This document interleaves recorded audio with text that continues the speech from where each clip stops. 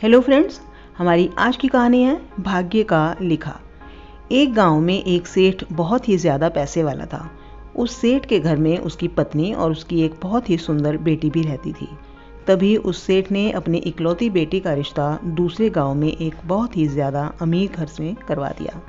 लेकिन शायद उसकी बेटी के भाग्य में सुख बिल्कुल भी नहीं था, क्योंकि उसका पति जुआरी और शराबी था और कुछ ही साल बाद वह बिल्कुल ही गरीब हो गए।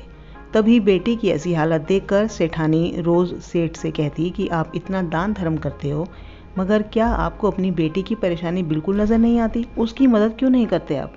तो सेठ ने मुस्कुराते हुए कहा कि भाग्यवान, जब अपनी बेटी का भाग्य जागेगा तो खुद ब खुद सब ठीक हो जाएगा। हम कब तक उनकी सहायता करेंगे? एक ना एक दिन तो उनको संभलना ही होगा। तभी एक दिन उस सेठ के घर उसकी बेटी और दामाद उनसे मिलने आते हैं। तो उनकी बेटी अपनी माँ के आगे रोने लग गई।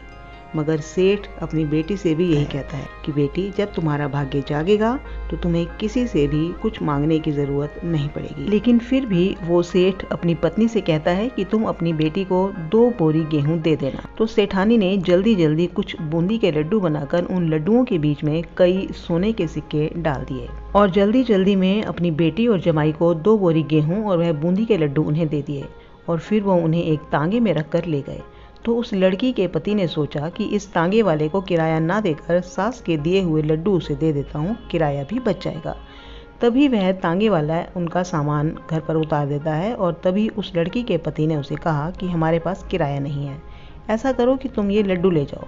तो उस तांगे वाले ने उसकी मजबूरी देखकर वह लड्डू ले लिए। लेकिन फिर उस तांगे वाले ने सोचा कि मैं इन लड्डुओं को अपने जानने वाले हलवाई को बेचकर पैसे ले लेता हूँ। तो उसने अपने गांव में एक हलवाई को वो लड्डू बेच दिए और उसके बदले कुछ पैसे ले लिए। तो उस वक्त जो अमीर सेठ भी वहीं से गुजर रहा था, तभी उसने सोचा कि घर में बनाए लड्डू ख़त्म हो गए होंगे, क्यों ना कुछ लड्डू मैं घर के लिए खरीद लूँ। तो हलवाई ने उस सेठ को वही लड्डू दे दिए जिन लड्डुओं को तांगे वाला बेच कर गया था। तो जैसे ही वह सेठ खाना खाने के बाद उन लड्डुओं को तोड़कर खाने लगा, वैसे ही उसने क्या देखा कि उन लड्डुओं में सोने के सिक्के निकल रहे हैं। तभी जैसे ही उसकी पत्नी ने देखा तो उसकी आंखों में आंसू आ गए। तो सेठ ने सेठानी से पूछा कि क्या हुआ, तुम्हारी आंखों में आंसू? तब सेठानी बोली कि तुमने सही कहा था, अपनी बेटी का तो नसीब ही खराब है। मैंने उसे तुमसे छुपाकर इन लड्डुओं में कुछ सोने के सिक्के दिए थे, लेकिन ये लड्डू तो आपके हाथों में हैं। तभी उसने अपनी पत्नी को अपने सीने से लगाकर कहा कि भाग्यवान, मैंने कहा था ना कि बिना भाग्य के किसी को कुछ नहीं मिलता, और ये लीला तो उस ईश्वर की है, और जब वो चाहेगा तभी अपनी बेटी को किसी के भी आगे हाथ फैलाने की ज़रूरत भी नहीं पड़ेगी और एक दिन उसका भाग्य भी ज़रूर चमकेगा। तो दोस्तों, वाकई में बिना भाग्य के जीवन में कुछ भी नहीं मिलता। लेकिन आप हमेशा अच्छे कर्म या अच्छे काम करते रहेंगे तो एक दिन भाग्य भी आपके पीछे भागने पर मजबूर हो जाएगा।